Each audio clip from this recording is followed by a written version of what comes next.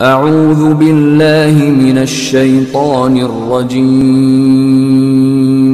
بسم اللہ الرحمن الرحیم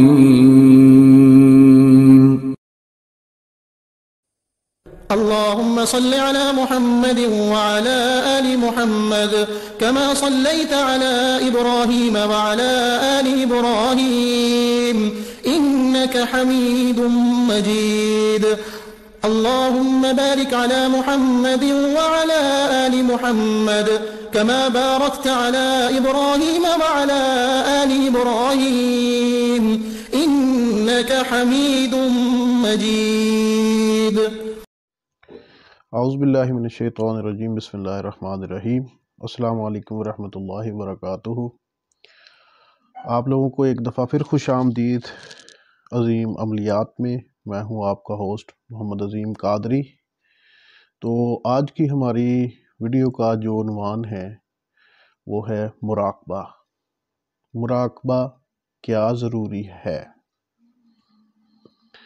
مراقبے سے کیا مقصد ہے؟ مراقبے کا کیا مقصد ہے؟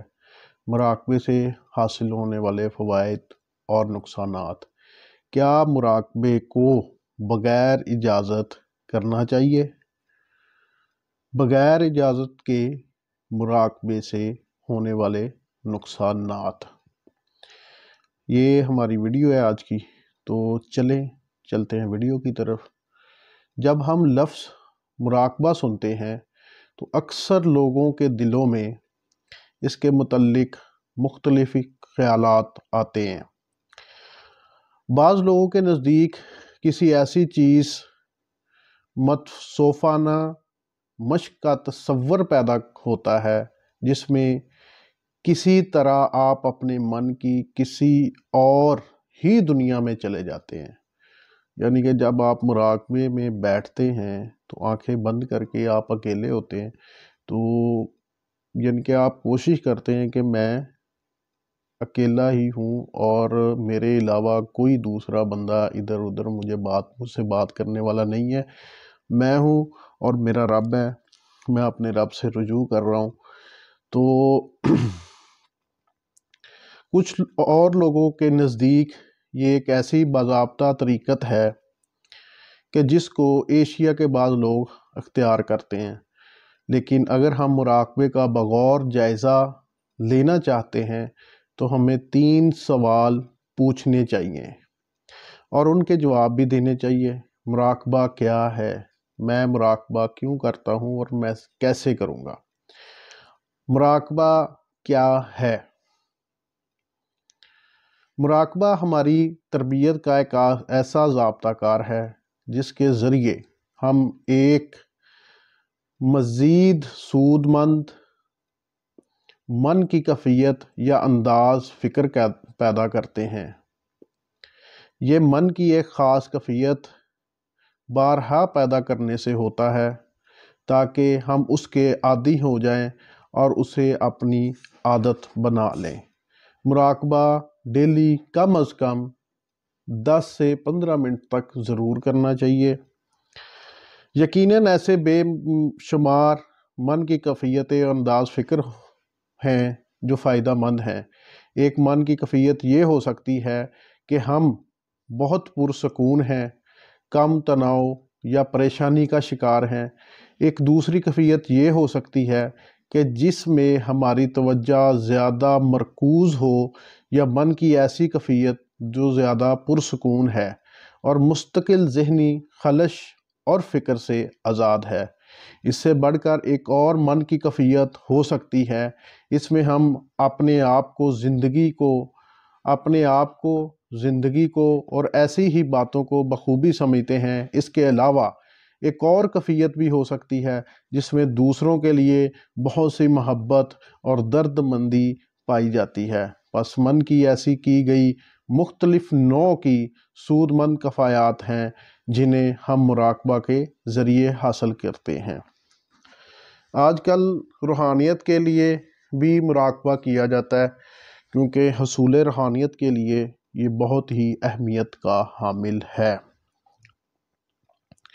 ذہنی ذہن کو پرسکون رکھنے کے لیے، یعنی کہ آپ کو کسی بھی قسم کی ٹینشن ہے، آپ اپنی آنکھیں بند کر کے 5-10 منٹ تک، تو ہر قسم کی آپ کی ٹینشن اس سے دور بھی ہوتی ہے کہ آپ آنکھیں بند کر کے صرف اپنے آپ کو یہی سمجھے کہ آپ اکیلے بیٹھے ہوئے ہیں، آپ کے علاوہ اور دوسرا کوئی نہیں ہے، اللہ تعالیٰ کی ذات پاک ہے، تو انشاءاللہ آپ کی جو ٹینشن ہے وہ ختم بھی ہو جائے گی اور اس کا حل بھی مل جاتا ہے۔ اچھا، کیا مراقبہ اپنے پیر و مرشد کی اجازت کے بغیر کرنا چاہیے؟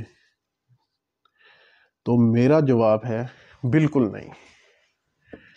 مراقبے کو اپنے پیر و مرشد کی اجازت کے بغیر بالکل بھی نہیں کرنا چاہیے۔ ایک ہوتا ہے ذہنی سکون کے لیے مراقبہ، وہ آپ کر سکتے ہیں، ویسے سمجھ لیں کہ پرسکون فضا میں بیٹھ کے 2 منٹ 5 منٹ 10 منٹ آنکھیں بند کی اور سانس اندر لی اور کھینچی، اس طرح یعنی کہ گہری سانس لے کر اس کو چھوڑنا تو 5-10 منٹ تک، تو اس سے بھی یعنی کہ آپ کو سکون ملتا ہے، آپ کی طبیعت کو سکون ملتا ہے۔ اور دوسرا جو مراقبہ ہوتا ہے روحانی مراقبہ، جو کہ ہم آنکھیں بند کر کے بیٹھتے ہیں اپنے رب و تعالی سے رجوع کرنے کے لیے، تو اس کے لیے آپ کو کیا کرنا ہے؟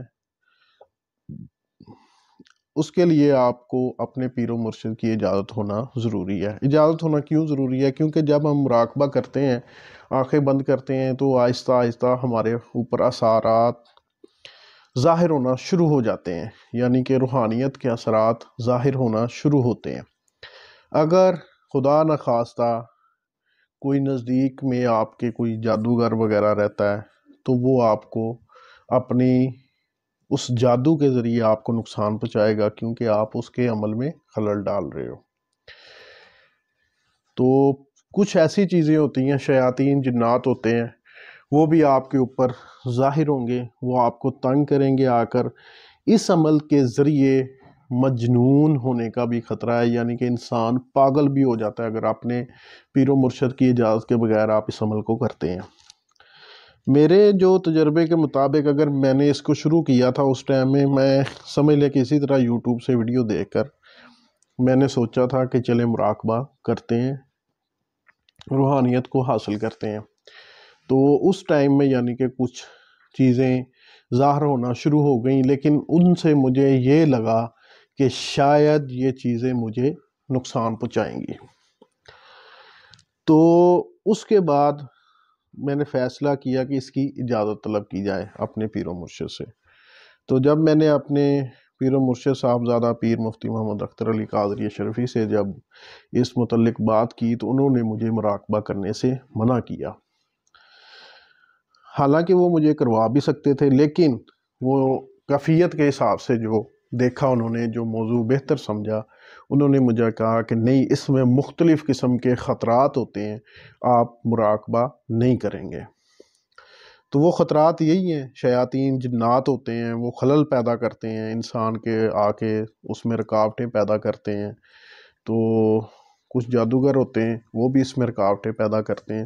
تو اس لیے مراقبے کو بغیر اجازت کے شروع نہ کریں، پھر انسان ذہنی طور پر مریض بھی بن جاتا ہے، خوف پیدا ہو جاتا ہے، کچھ چیزیں ان کے اوپر حاوی ہو جاتی ہیں، اس کے یعنی کہ بہت سے نقصانات ہیں اگر آپ اس کو بغیر اجازت کے کرتے ہیں۔ تو اس کے فوائد بھی بہت ہیں۔ اگر آپ اجازت سے کریں گے تو سمجھ لیں کہ آپ نے اپنے پیر و مرشد کی اجازت سے جب اس عمل کو شروع کر لیا مراقبے کو، تو آپ نے کیا کرنا ہے کہ آپ بیٹھے ہوئے ہیں، تو آپ نے تصور کرنا ہے کہ میرے پیر و مرشد میرے سامنے بیٹھے ہوئے ہیں،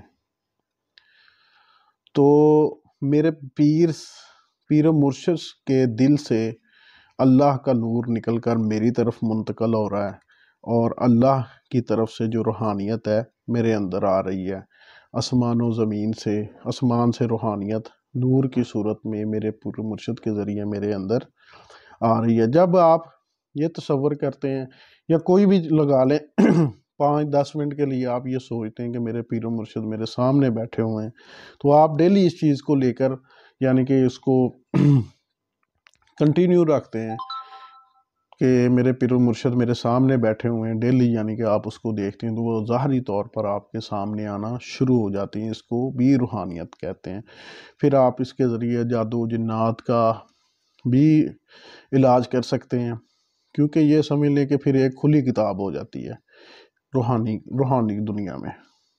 تو آپ ہر چیز آپ کے سامنے ہوتی ہے، یعنی کہ اگر کسی کے اوپر جادو ہے تو آپ اس کے ذریعے بیٹھ کے مراقبے کے ذریعے دیکھ سکتے ہیں یہ کون کر رہا ہے، کیسے کر رہا ہے۔ تو پھر دوسری چیزیں یہ ہیں کہ اس کے ذریعے آپ علاج بھی کر سکتے ہیں۔ اگر آپ کے پاس جنات اور موکلین وغیرہ ہے، آپ نے جو وظائف کیے ہوئے ہیں ان کے موکلین ہیں، وہ بھی آپ جب آپ مراقبے میں بیٹھتے ہیں تو ان کی مدد سے آپ ہر چیز کا حل نکال لیتے ہیں، اور وہ آپ کی مدد بھی کرتے ہیں۔ تو اللہ کی مدد بھی ساتھ میں ہوتی ہے، ساتھ میں ان کی بھی ہوتی ہے۔ تو دوسرا، من کی ایسی کیفیات کیوں پیدا کرنا چاہوں گا؟ میں من کی مراقبے کا مقصد کیا ہے، یعنی کہ میں من کی ایسی کیفیات کیوں پیدا کرنا چاہوں گا؟ ہمیں دو عناصر کو مد نظر رکھنا ہوگا۔ اول، میرا مدعا کیا ہے، یعنی کہ کون سی آپ نے چیز کو پکڑا ہوا ہے، جس طرح میں نے ابھی آپ کو پہلے بتایا ہوا ہے۔ دوم، جذباتی لحاظ سے میں یہ ہدف کیوں پانا چاہتا ہوں، یعنی کہ آپ روحانیت کو حاصل کرنا چاہتے ہیں تو آپ کے ذہن میں یہی ہونا چاہیے، اور کیوں حاصل کرنا چاہتا ہوں یہ بھی آپ کے ذہن میں ہونا چاہیے کہ میرا مقصد کیا ہے، یعنی کہ آپ کے مقاصد جو ہیں جب آپ بیٹھے مراقبے کے لیے آپ کے ذہن میں ہونا چاہیے، آپ انہی کو ٹارگٹ کریں گے، نہ کہ ادھر سے ادھر آنے والی چیزوں کو۔ یعنی کہ ابھی آپ بیٹھے ہوئے ہیں، آپ کا مقصد ہے کہ میں اپنے پیر و مرشد کو سامنے، میرے پیر و مرشد سامنے بیٹھے ہوئے ہیں، تو آپ ان کو دیکھ رہے ہیں، یعنی کہ آپ کا ایک ذہن بنا ہوا ہے۔ تو اس کے علاوہ جو چیز ادھر ادھر سے آپ کے، یعنی کہ اس میں خلل ڈالنے کی کوشش کرے گی، آپ اس کو اگنور کریں گے، آپ اسے کہیں گے پیچھے ہٹ جا۔ ادھر سے بھی آئے گی، آپ کہیں گے پیچھے ہٹ جا، ادھر سے بھی آئے گی، آپ کہیں گے پیچھے ہٹ جا۔ تو اس طرح کی جو کیفیت ہے آپ کے ذہن میں آ جاتی ہے کہ میں صرف اپنے پیر و مرشد کے ساتھ بات کر رہا ہوں، یا میں اپنے اللہ سے رجوع کر رہا ہوں۔ تو یہ جب باتیں آپ کے ذہن میں پکی ہو جاتی ہیں تو پھر سمجھ لیں کہ آپ دوسری چیزوں کو اگنور کرتے ہیں۔ ادھر سے بھی کوئی چیز آتی ہے، تنگ کرتی ہے، شیاطین بھی آتے ہیں، تو آپ اگنور کرتے ہیں، آپ کہتے ہیں پیچھے ہٹ جاؤ، میرے معاملات میں نہ دخل دو۔ مثال کے طور پر ایک پرسکون اور شفاف من کیوں چاہوں گا؟ اس کی ایک واضح وجہ یہ ہے کہ ہمارا من شانت نہیں، اور یہ ہمیں بہت پریشان کرتا ہے، یہ ہمارے لیے بہت زیادہ مسرت کا باعث بنتا ہے، اور ہمیں زندگی میں بہترین کارکردگی سے روکتا ہے۔ ہمارے پریشان من کا ہماری جسمانی صحت پر بھی ایک برا اثر پڑتا ہے، یہ ہمارے گھروں میں مسائل پیدا کر سکتا ہے، یا حالات کو مزید بگاڑ سکتا ہے، ہمارے دوسرے دوستوں کو خطرے میں ڈال سکتا ہے، یہ ہمارے کام پر مشکلات پیدا کر سکتا ہے۔ تو اس مثال کے مطابق ہمارا مقصد کسی کمزوری پر قابو پانا ہے، کسی قسم کے ذہنی اور جذباتی مسئلے کو حل کرنا ہے، اور ہم اس بات کی ذمہ داری لینے کا فیصلہ کرتے ہیں کہ ہم مراقبے کے ذریعے اس مسئلے کا باضابطہ طور پر قابو پا لیں گے۔ یعنی بھی کسی بھی پریشانی کو آپ اس 10 منٹ کی سمجھ لیں کہ خاموش ہو کے آنکھیں بند کر کے جب آپ بیٹھتے ہیں تو آپ اس مسئلے کا حل نکال رہے ہوتے ہیں۔ تو یہ ایک ذہن کے اوپر ہی ڈیپینڈ کرتا ہے، وہ کون سی جذباتی کیفیت ہے جو ہمیں مراقبہ کرنے پر مائل کرے گی۔ اچھا، تو یہ ممکن ہے ہم اپنی موجودہ من کی پریشان کن حالت سے تنگ آ چکے ہیں، تو اپنے آپ سے یہ کہتے ہیں کہ بہت ہو چکا، اس صورتحال سے نکلنا، مجھے اس کا کچھ کرنا ہوگا، یعنی کہ جو بھی مسئلے مسائل سے ان سے نکلنا ہوگا۔ اور مثلاً اگر ہمارا مقصد اپنے عزیزوں کی مزید مدد کرنا ہے تو ہمارا جذباتی کیفیت اس بیزاری کی بجائے محبت اور درد مندی والی ہوگی۔ ان تینوں جذبات کو مجموعہ ہمیں اس بات کی رغبت دلائے گا کہ ہم کوئی ایسی راہ تلاش کریں جو ہمیں بہتر طور پر ان کی مدد کرنے کے قابل بنا دے۔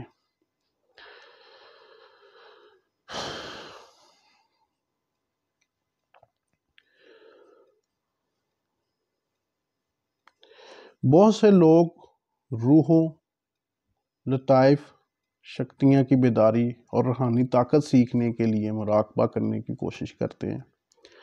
ان کا یا تو مراقبہ لگتا ہی نہیں۔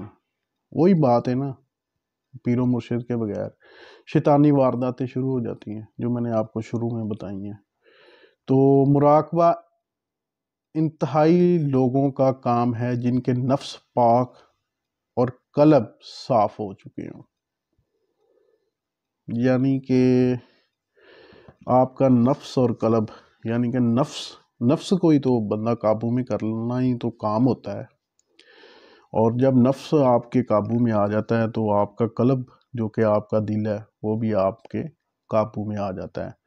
عام لوگوں کا مراقبہ نادانی ہے، یعنی کہ جس طرح کے میرے جیسے لوگ ہیں، اگر میں مراقبہ کروں تو میرا تو نفس بھی میرے قابو میں نہیں ہے، دل بھی قابو میں نہیں ہے، دماغ بھی قابو میں ہے، اور میں دنیا قابو کرنے کے لیے چلاؤں، دنیا کو تسخیر کرنے کے لیے چلاؤں، وہ بھی مراقبے کے ذریعے، خواہ کسی بھی ظاہری عبادت سے کیوں نہ ہو۔ تو روحوں کی طاقت کو نور سے یکجا کر کے کسی مقام پر پہنچ جانے کا نام مراقبہ ہے۔ تو آج ہم کوشش تو کرتے ہیں کہ ہم کریں اور ہمیں روحانی قوتیں حاصل ہوں اور دنیا ہمارے قدموں میں ہو، ہر چیز ہمارے آگے پیچھے ہو، جو ہم سوچیں وہی ہو جائے۔ انسان تو یہی سوچتا ہے نا، جس بندے کے پاس جاؤں وہ میرا، یعنی کہ کہا مانے، جو میں کہوں وہ سنے۔ تو صرف ہم کچھ چیزیں جو اپنے اندر ہے وہ کنٹرول نہیں کر سکتے، اپنی زبان کنٹرول نہیں کر سکتے، اپنی آنکھیں کنٹرول نہیں کر سکتے، اپنے کان کنٹرول نہیں کر سکتے، نفس کو کنٹرول نہیں سکتے، دل کو کنٹرول نہیں کر سکتے، دماغ کو کنٹرول نہیں کر سکتے، تو اپنی دنیا کو، پوری دنیا کو کس طرح تسخیر کریں گے؟ حالانکہ جن و انس کو تسخیر کرنے کے لیے ہم ان کے پیچھے بھاگتے ہیں، مراقبہ کرتے ہیں۔ تو میرے خیال میں کرنا چاہیے، روحانیت حاصل کرنے کے لیے، اپنے دل کو سکون دینے کے لیے مراقبہ کرنا چاہیے، لیکن ایسے نہیں، بغیر اجازت کے مراقبہ ہرگز مت کریں۔ اجازت لے کر مراقبہ کریں تو اس وقت اپنے دل میں جھانکیں کہ میں کیا ہوں اور مجھے کیا ہونا چاہیے تھا۔ تو یہ چیزیں آپ کے سامنے ہوں گی، تو اس سے جو آپ کے اوپر ہے، یعنی کہ کشف کی جو چیزیں ہیں، یعنی کہ جنات وغیرہ، روحانی دنیا کے جو معاملات ہیں، روحانیت آپ کے اوپر کھلتی ہے۔ کرنا چاہیے لیکن بغیر اجازت کے نہیں۔ اگر بغیر اجازت کے کریں گے تو پھر ہر طرح کا نقصان اٹھانے کا آپ اپنا ذہن رکھیں کہ اگر میں مراقبہ روحانیت حاصل کرنے کے لیے شروع کرتا ہوں بغیر اجازت کے، تو اس میں نقصان کا بھی آپ خود ذمہ دار ہوں گے۔ تو اس لیے کرنے سے پہلے اپنے پیر و مرشد سے اجازت لیں، ہرگز کبھی خود نہ بیٹھیں، کیونکہ یہ اپنی روح کو، قلب کو ایک صاف کرنے کی کوشش ہوتی ہے۔ تو اس کے لیے شیاطین بھی آپ کے ساتھ آتے ہیں کہ تاکہ آپ اس معاملات میں کہیں نکل نہ جائیں، یعنی کہ آپ اس معاملات جو کہ آپ گندگی ہے اس سے نکل نہ جائے، وہ اس میں آپ کو دھکا لگا کے رکھیں گے اور مزید ڈال کے رکھیں گے۔ تو آپ کوشش کریں گے لیکن جب پیر و مرشد کی اجازت ساتھ آ جاتی ہے تو پھر یہ شیاطین جو ہوتے ہیں یہ دور بھاگ جاتے ہیں۔ پھر آپ ہوتے ہیں، آپ کا پیر و مرشد ہوتا